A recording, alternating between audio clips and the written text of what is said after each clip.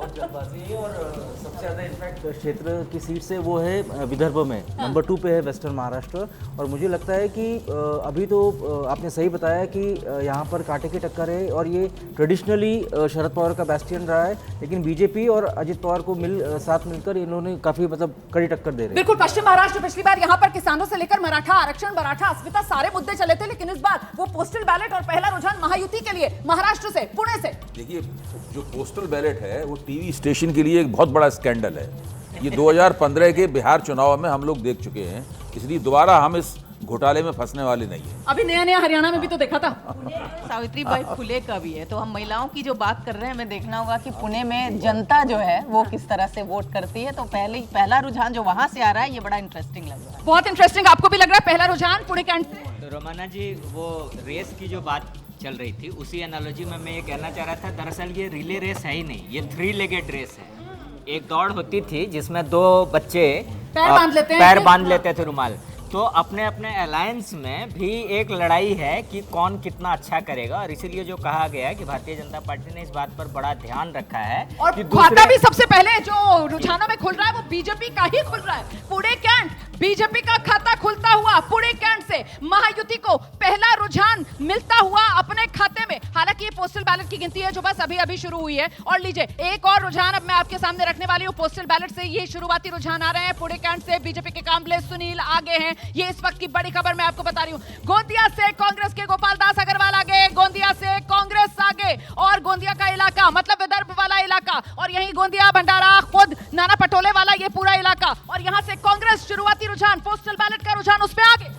बिल्कुल, और विदर्भ इनफैक्ट इस बार शायद तय करेगा कि जो चीफ मिनिस्टर है या तो देवेंद्र फडणवीस होंगे या नहीं, या नाना पटोले होंगे कि नहीं। इसलिए विदर्भ के रिजल्ट्स जिसमें बीजेपी और कांग्रेस एक दूसरे के सामने भिड़े, डायरेक्ट भिड़ंत है। लीजिए एक और रुझान आ गया है। गढ़चिरौली से भी कांग्रेस आगे है, तो यहाँ पर महायुति 1 और यहाँ महाविकास आघाड़ी जो है शुरुआती रुझानों में 2। ये नंबर अब तेजी से बदलेगा। देखिए वो रुझान जो है वो आने शुरू हो गए हैं, क्योंकि पोस्टल बैलेट की जो गिनती है अब वो रफ्तार पकड़ती हुई नजर आएगी। पोस्टल बैलेट की गिनती और महाराष्ट्र से ये शुरुआती रुझान जो आ रहे हैं, गढ़चिरौली हो गया या भंडारा गोंदिया वाला इलाका हो गया, यहाँ पर कांग्रेस महाविकास आघाड़ी को बढ़त मिलती हुई नजर आ रही है। उसके पक्ष में शुरुआती रुझान आ रहे हैं। पश्चिम महाराष्ट्र की सीट, पुणे कैंट की सीट, वहां महायुति बीजेपी के खाते में वो सीट जाती हुई नजर आ रही है। और इस बीच झारखंड में पहला रुझान, झारखंड का पहला रुझान जेएमएम हेमंत सोरेन की पार्टी के खाते में जाता हुआ नजर आ रहा है। झारखंड में बोरियो में जेएमएम के बोरियो सीट से जेएमएम के धनंजय सोरेन जो हैं वो आगे हैं। यहां पर जेएमएम के बागी को बीजेपी ने अपने पाले में लाकर टिकट दिया था। दरअसल वो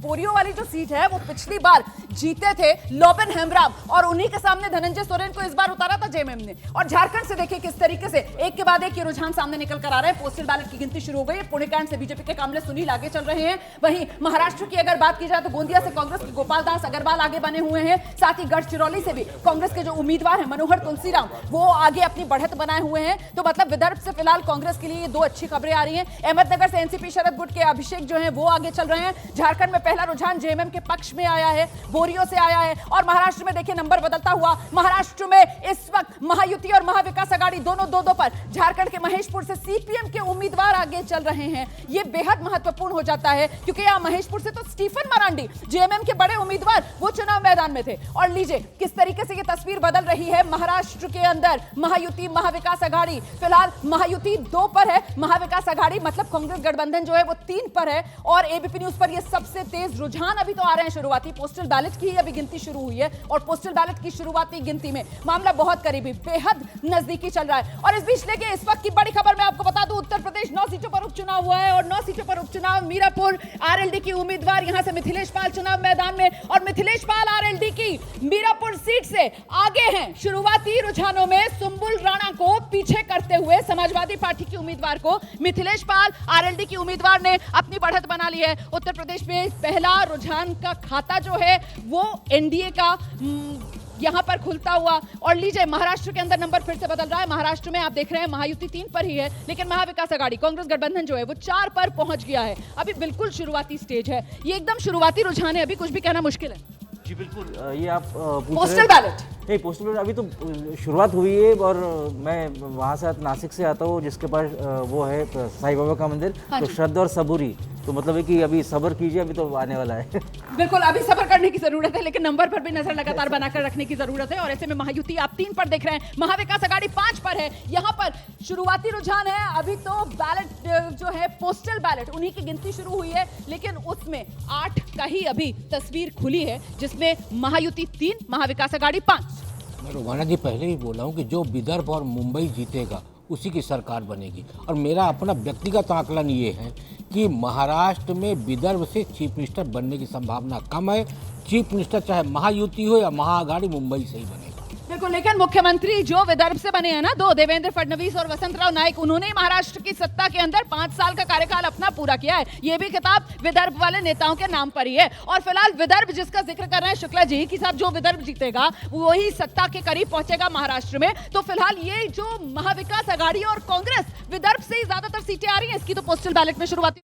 अभी थोड़ा इंतजार कर लीजिए, मैंने हरियाणा में भी आपके साथ यही कहा था कि 9:30 बजे के बाद हम लोग इस पर कोई फिलहाल रुझानों में टाई हो गया, फिलहाल रुझानों में टाई हो गया। महायुति 5, महाविकास आघाड़ी 5। उत्तर प्रदेश उपचुनाव, मीरापुर में आरएलडी आगे, और महाराष्ट्र के अंदर देखिए बिल्कुल बराबरी पर महायुति, महाविकास आघाड़ी। इस वक्त 5-5 का स्कोर दोनों का आप देख रहे हैं। झारखंड में बीजेपी जो है, गठबंधन बीजेपी का 5 पर आगे बढ़त बना ली है। उत्तर प्रदेश के अंदर 1 सीट का उपचुनाव का अभी शुरुआती रुझान आ रहा है, उसमें बीजेपी गठबंधन ने बढ़त बनाई है। महाराष्ट्र में फिलहाल बिल्कुल मामला बराबरी पर है, 5 महायुति 5 महाविकास आघाड़ी। और झारखंड देखिए 81 विधानसभा सीटें हैं, और यहां पर फिलहाल बीजेपी प्लस जो है वो 5 पर है और जेएमएम प्लस जो है वो 3 पर है। एनडीए और इंडिया गठबंधन, झारखंड शुरुआती रुझान में एनडीए गठबंधन जो है झारखंड में आगे बढ़त बनाया हुआ है। महाराष्ट्र के अंदर महायुति, महाविकास आघाड़ी, फिलहाल बीजेपी गठबंधन, कांग्रेस गठबंधन दोनों बिल्कुल बराबरी पर खड़े हुए नजर आ रहे हैं। 5-5 के स्कोर के साथ महाराष्ट्र 288 विधानसभा सीटें।